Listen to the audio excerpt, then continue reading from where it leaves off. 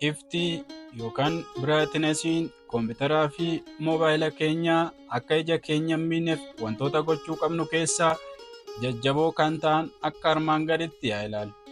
Tokkoffaa, sadarkaa ifaa yookaan biraayitnesii kompiitara keessanii yookaan bilbila keessanii akka inni ifa naannoo keessa jirtanii waliin wal fakkaatutti adjust godhadhaa.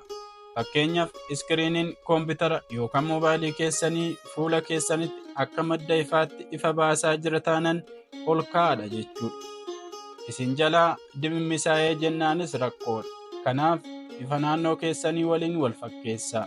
Lammaffaa irratti yeroo baay'ee yoo yeroo dheeraaf kan barreessitan ta'e halluu baakgiraawundii yookaan barreeffama keessanii adii, halluun barreeffama keessanii ammoo gurraacha ta'uun gaariidha.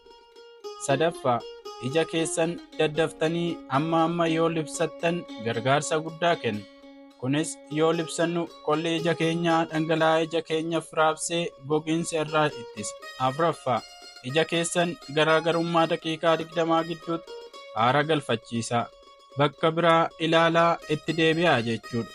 Daqiiqaa 20 ol walitti fuftanii kompiitara hin ilaalinaa. Takkaa achi ilaalaa itti deebi'aa.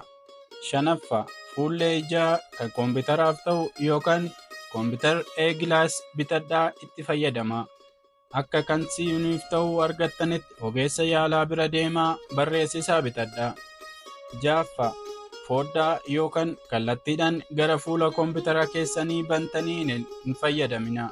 Kun xiyya ifaa ala dhufuu ija keessanitti waan garagalchuuf miidhaa guddaa isinirraan ga'a.